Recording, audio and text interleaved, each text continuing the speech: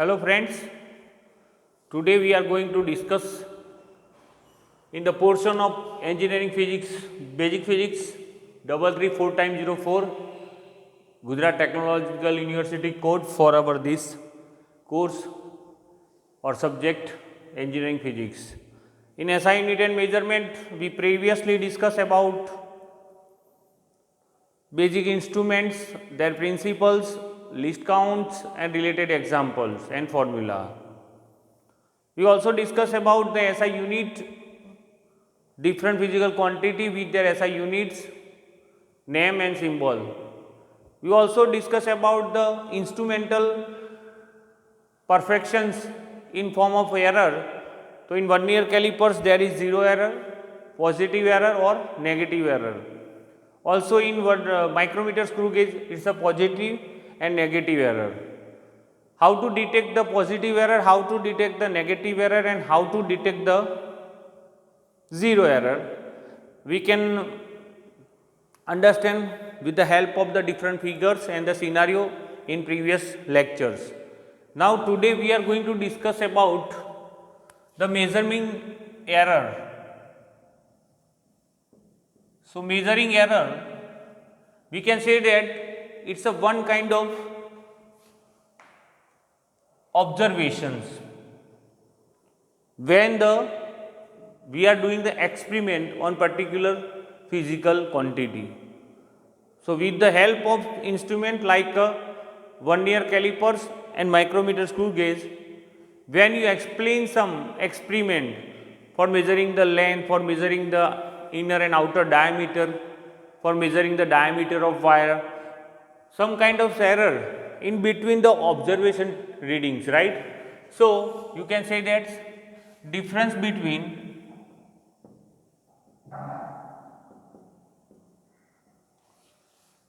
true value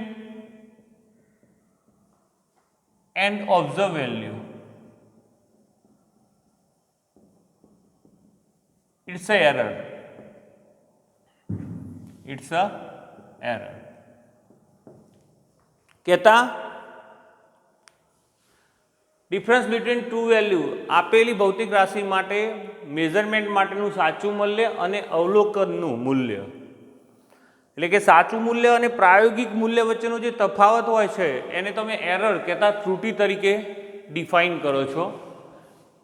સાચા મૂલ્ય અને પ્રાયોગિક મૂલ્ય વચ્ચેનો જે તફાવત હોય છે એને જનરલી તમે ત્રુટિ તરીકે જે તે સાધન અથવા જે તે એક્સપેરિમેન્ટ તમે કરી રહ્યા છો એના ઇન્સ્ટ્રુમેન્ટની અંદર મેઝરિંગ એરર આ રીતે ક્રિએટ થતી હોય છે.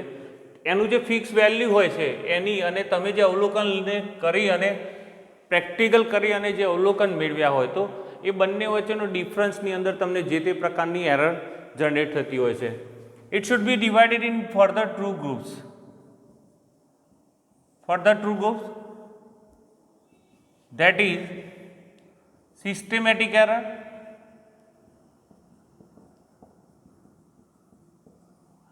other one is random error, right? Systematic error is further divided in different, you can say that for different scenario. ત્રુટિના મુખ્ય બે ભાગ છે. મેઝરિંગ ઇન્સ્ટ્રુમેન્ટ જ્યારે કોઈપણ વસ્તુની લંબાઈ માપતા હોય તમે with the help of micrometer, કોઈપણ પાતળા તાર વાયરની જાડાઈ કહેતા એની થિકનેસ ચેક કરતા હોય, કોઈ થિન પ્લેટની થિકનેસ ચેક કરતા હોય, કોઈ નળાકારનો અંદરનો ને બહારનો વ્યાસ માપતા હોય, diameter of the inner and outer diameter, તો જે એરર છે એનું જે સાચું મૂલ્ય અને પ્રાયોગિક મૂલ્ય વચ્ચેના ડિફરન્સથી જે ક્રિએટ થાય છે મેઝરિંગ એરર, એના બે ટાઈપ્સ છે, systematic error and random error. That will be divided in main two group. Systematic કહેતા વ્યવસ્થિત, રેન્ડમ કહેતા અવ્યવસ્થિત. સો સિસ્ટેમેટિક કહેતા વ્યવસ્થિત ત્રુટિ, it's a instrumental error.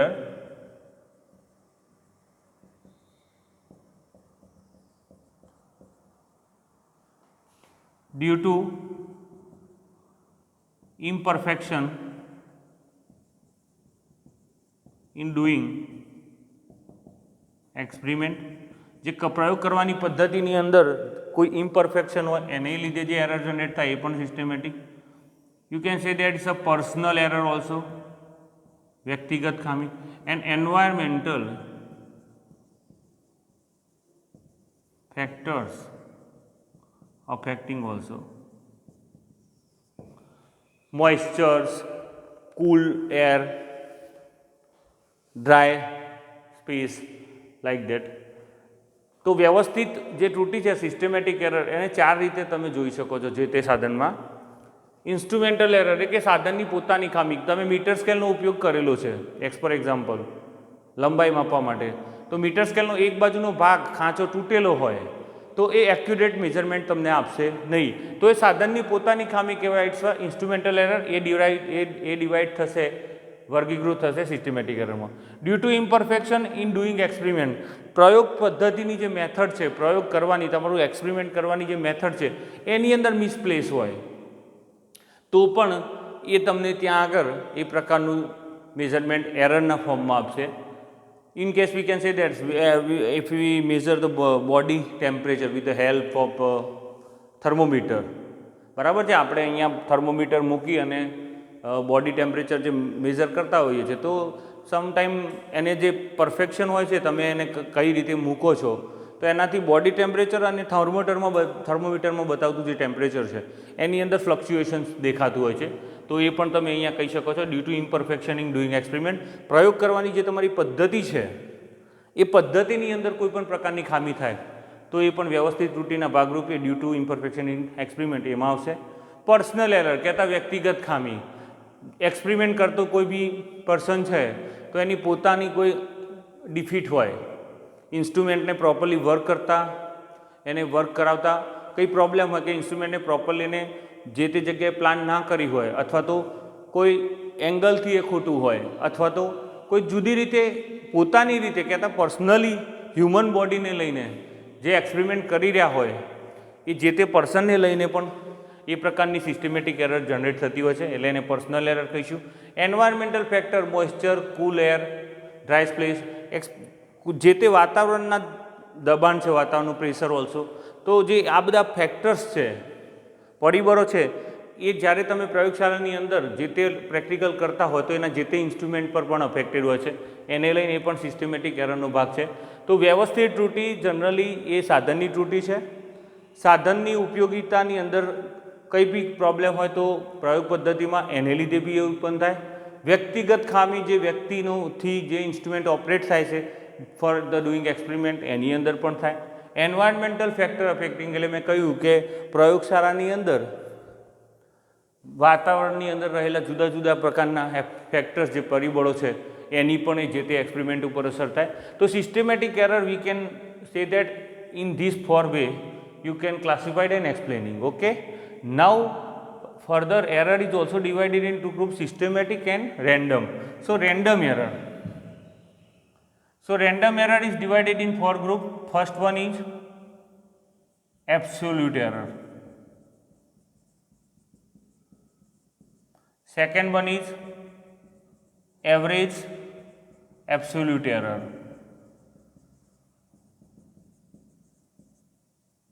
third one is relative error,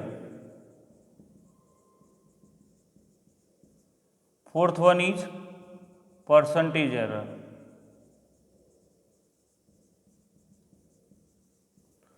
So random error is further divided in absolute error, average absolute error, relative error and percentage error. કહેતા અવ્યવસ્થિત ત્રુટિ ચાર વિભાગની અંદર ડિવાઈડ થશે. આપણે પહેલાં જોઈ કે ત્રુટિના બે પ્રકાર છે, સિસ્ટમેટિક અને રેન્ડમ. સિસ્ટમેટિકને આપણે બરાબર રીતે સમજ્યા કે આ ચાર ફેક્ટર્સ એની અંદર તમારે સમજાવવાના થાય. રેન્ડમ જો બીજો ભાગ છે રેન્ડમ એરર કહેતા અવ્યવસ્થિત ત્રુટિ. તો એબ્સોલ્યુટ એરર નિરપેક્ષ ત્રુટિ, એવરેજ એબ્સોલ્યુટ એરર સરેરાશ નિરપેક્ષ ત્રુટિ, રિલેટિવ એરર કહેતા સાપેક્ષ ત્રુટિ એન્ડ પર્સન્ટેજ એરર કહેતા પ્રતિશત ત્રુટિ. તો આ દરેકને એની ડેફિનેશન અને એના માટેની જે ફોર્મ્યુલા છે એનાથી હવે આપણે આગળ સમજીએ. તમને યુનિવર્સિટી એક્ઝામની અંદર ઘણીવાર પ્રશ્ન પૂછાતો છે define error and state and explain types of error. Error કહેતા ત્રુટિની વ્યાખ્યા લખો અને તેના પ્રકાર સમજાવો. આ પ્રકારે પ્રશ્ન પૂછાતો હોય છે. ઓનલી તમને ક્લાસિફિકેશન ઓફ એરર પૂછાય તો તમે એને આ રીતે આ જે ચાર્ટ દેખાય છે ડ્રો કરી સ્ટેટ ધ એરર, તો આ રીતે તમે એને સમજાવી શકો છો. Just only not explanation in chart. પણ જો તમને એવું કહે state and explain types of error, તો તમારે એરરની ડેફિનેશન એની સાથે સાથે એ બે વિભાગમાં જે વિભાજિત થાય છે સિસ્ટમેટિક અને રેન્ડમ, તો સિસ્ટમેટિકની અંદર એ કઈ કઈ જગ્યા છે? Instrumental, due to imperfection in doing experiment, personal environmental factors affecting. Random error is absolute, average absolute, relative as well as percentage. તો જુદી જુદી આ રીતે સિસ્ટમેટિક અને રેન્ડમ એરરના જે વર્ગીકરણનો આ ચાર્ટ છે એ તમને 2 માર્ક્સમાં પૂછી શકાય. ને એક્સપ્લેનેશનમાં જે મેં આખો ક્વેશ્ચન કહ્યું state and explain types of error with example, તો એને પણ તમારે 5 માર્ક્સની અંદર કે 6 માર્ક્સની અંદર કે 4 માર્ક્સની અંદર જે પ્રમાણેનું માર્કિંગ હોય એ રીતે આ ક્વેશ્ચન તમને યુનિવર્સિટી એક્ઝામની અંદર આપણા ઇન્ટરનલ ઇવેલ્યુશનની સ્કીમની અંદર પણ આ પ્રકારનો પ્રશ્ન તમને પૂછી શકાય છે. So now we move further, we discuss about random error. આપણે જે આ કઈ જગ્યાએ જોઈ શકાય, એના શું આપણે કઈ રીતે જનરેટ થાય છે, એને કઈ કઈ રીતે ઓબ્ઝર્વ કરી શકાય છે એ સમજ્યા આની અંદર. હવે આને થરોલી સમજીશું. ઓકે, નાઉ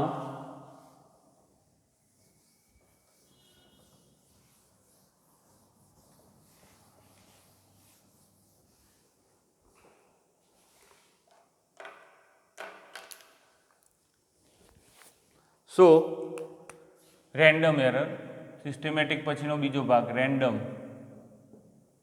કહેતા વ્યવસ્થિત ત્રુટિ. સિસ્ટમેટિક કહેતા વ્યવસ્થિત, રેન્ડમ કહેતા અવ્યવસ્થિત. આના 4 ભાગ છે મુખ્ય. પહેલું એબ્સોલ્યુટ એરર. એબ્સોલ્યુટ એરર તમને ઘણીવાર ડેફિનેશન પણ પૂછી શકાય. ઇન ગુજરાતી ઇટ્સ કોલ્ડ નિરપેક્ષ ત્રુટિ, એબ્સોલ્યુટ એરર. તો it is the difference between true value and observe value is called as a difference between true value and observed value.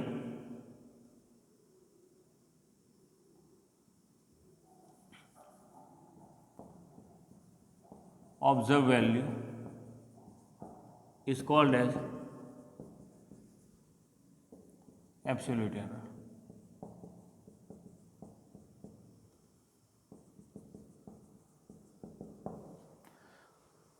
કોઈપણ ભૌતિક રાશિના સાચા મૂલ્ય અને પ્રાયોગિક મૂલ્ય વચ્ચેનો જે તફાવત છે એને તમે નિરપેક્ષ ત્રુટિ તરીકે ડિફાઇન કરશો. સાચું મૂલ્ય અને પ્રાયોગિક મૂલ્ય કહેતા true value and observe value. Suppose we take sum physical quantity with is example. So A1, A2, A3, A4 up to AN સુધીના અવલોકનો છે. This kind of observation is taken in experiment. and if you want to find out absolute error, so how can you find out? So first of all you don't have any true value for that. અને જો કોઈ પણ ભૌતિક રાશિમાં તમને સાચું મૂલ્ય ના આપેલું હોય તો જે એનું સરેરાશ મૂલ્ય હોય એને તમારે સાચા મૂલ્ય તરીકે કન્સિડર કરવું પડે. યાદ રાખજો, when true value is not given, you have to consider your average value as a true value. કોઈ પણ ભૌતિક રાશિના ઓબ્ઝર્વેશન્સમાં તમને જ્યારે એ જે તે ભૌતિક રાશિ માટેના ઓબ્ઝર્વેશન મેઝરમેન્ટ દરમિયાન સાચું મૂલ્ય આપેલું ન હોય તો એનું જે સરેરાશ મૂલ્ય છે એને સાચા મૂલ્ય તરીકે તમારે ગણવું. When the true value is not given, you have to consider average value as a true value. તો suppose A1, A2, A3, A4 અને AN સુધીના અવલોકનો કોઈ પ્રયોગ કરતા તમને મળે છે તો આના માટેનું એવરેજ એબ્સોલ્યુટ એરર કઈ રીતે સરેરાશ શોધતો? A બાર શોધવો પડે. A bar is called as A1 plus A2 plus A3 plus up to આ બધા જ અવલોકનોનો સરવાળો ભાગ્યા એની સંખ્યા, n સુધી છે તો એની સંખ્યા, તો that will give you average value. તો આ રીતે તમે એબ્સોલ્યુટ એરરને શોધી શકો છો. નાઉ એના પછી મેં તમને બીજું નામ આપ્યું હતું, second thing, that is average absolute. Average absolute error. So average absolute error is nothing but modulation value of the absolute error. એટલે નિરપેક્ષ ત્રુટિના મૂલ્યના માનાંકનો સરવાળો. નિરપેક્ષ ત્રુટિના મૂલ્યોના માનાંકનો સરવાળો એટલે સરેરાશ નિરપેક્ષ ત્રુટિ, average absolute error. Right. Mean value of the observations of the absolute error. mean value of the addition of the observation of the absolute error is called as average absolute error.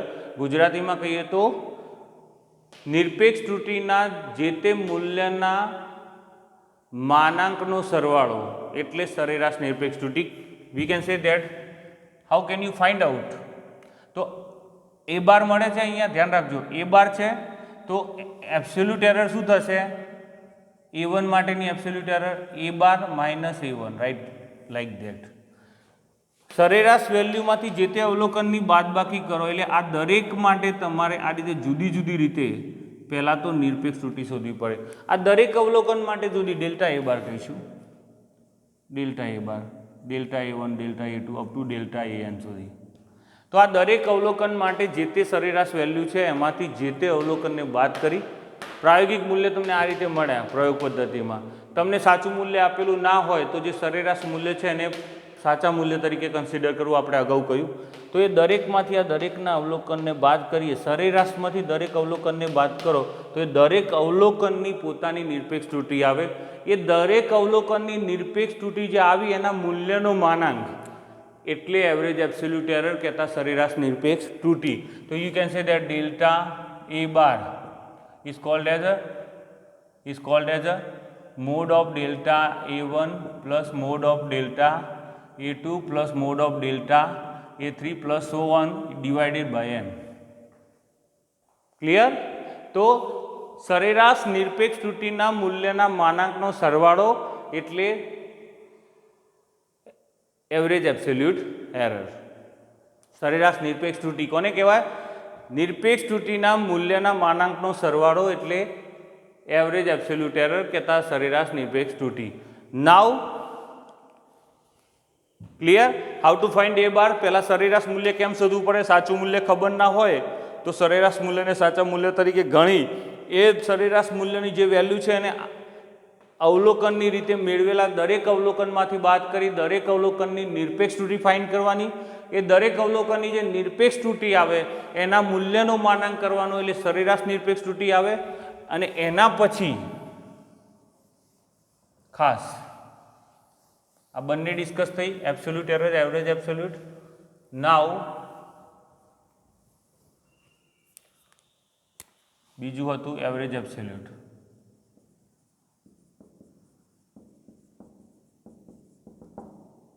Third one is relative error.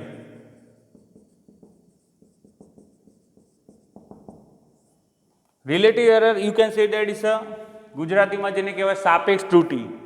તો આ જે છે average absolute error delta n બાર અને આની અંદર કઈ value હતી? Average value. તો આ બંને વચ્ચેનો ગુણોત્તર you can say that relative error delta n is equal to delta n bar upon n bar. So it's a ratio of average absolute error to average value. You can say that relative error is defined as a ratio of average absolute error to average value. It's called relative error. સાપેક્ષ ત્રુટિ કોને કહેવાય? સરેરાશ નિરપેક્ષ ત્રુટિ અને સરેરાશ value વચ્ચેનો જે ગુણોત્તર છે એની જે મૂલ્ય આવે છે એને તમે શું કહેશો? સાપેક્ષ ત્રુટિ કહેતા relative error. And the last one that is percentage error. So percentage error કહેતા પ્રતિશત ત્રુટિ. જ્યારે સાપેક્ષ ત્રુટિને ટકામાં દર્શાવવામાં આવે ત્યારે તેને percentage error કહે છે, કહેતા પ્રતિશત ત્રુટિ કહે છે ગુજરાતીમાં.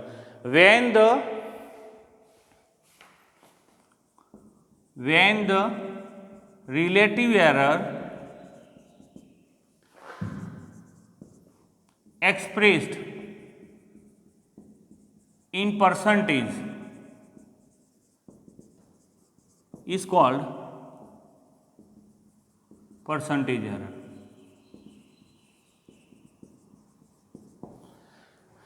રિલેટિવ એરર કહેતા સાપેક્ષ ત્રુટિ, એક્સપ્રેસ ઇન પર્સન્ટેજ કહેતા ટકામાં દર્શાવવામાં આવે ત્યારે તેને શું કહેવાય? પ્રતિશત ત્રુટિ. તો જ્યારે રિલેટિવ એરરને ટકામાં દર્શાવવામાં આવે that is delta N into 100%. આની જે વેલ્યુ મળી હોય એને શું કહેવાય? ડેલ્ટા એન એને ગુણ્યા 100 થાય એટલે કઈ એરર મળે? Percentage error.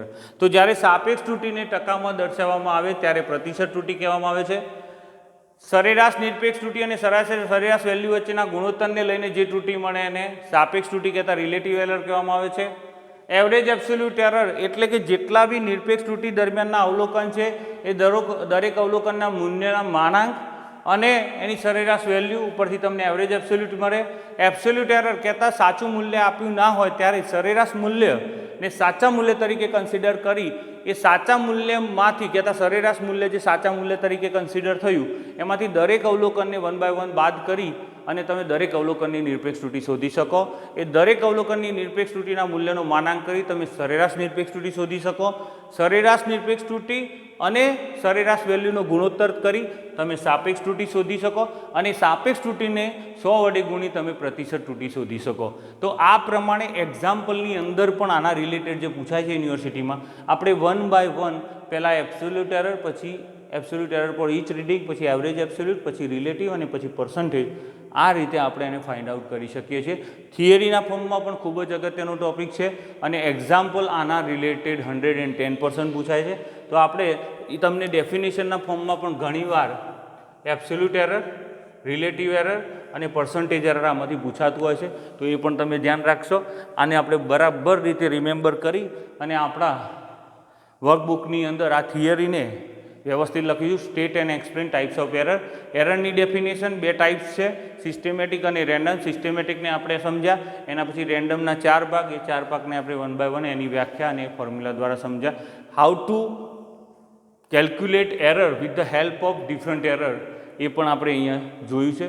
નેક્સ્ટ લેક્ચરની અંદર આપણે આ ઓન બેસિસ ઓફ ધીસ અને એલસીના કેટલાક અગત્યના લિસ્ટ કાઉન્ટ, લઘુત્તમ માપશક્તિ, માઇક્રોમીટર અને વર્નિયર એ રિલેટેડ જે એક્ઝામ્પલ છે એ પૂર્ણ કરી અને આ chapter SI unit and measurement ત્યાં પૂર્ણ કરીશું. અને પછી આપણે નેક્સ્ટ યુનિટ જે આપણો બી પ્લાન કરેલો હશે આ એઝ પર ધ યુનિવર્સિટી અને આપણા ઇન્સ્ટિટ્યૂટ લેવલે આપણા એકેડેમિકની અંદર એને આપણે જોઈશું. તો આ પ્રમાણે આજના લેક્ચરનું કન્ક્લુઝન આપણે એ રીતે કરીએ છીએ. We conclude today's lecture, state and explain types of error, right? Our topic we discuss over here, what is error, types, its classification. We thoroughly explain classification in 2 ways, systematic as well as random. Systematic એરરના ડિવિઝનને આપણે 4 ભાગમાં જોયું ને random એરરના પણ 4 વિભાગ, એ દરેકની વ્યાખ્યા અને એને સમજ્યા. અસ્તુ, જય સ્વામિનારાયણ.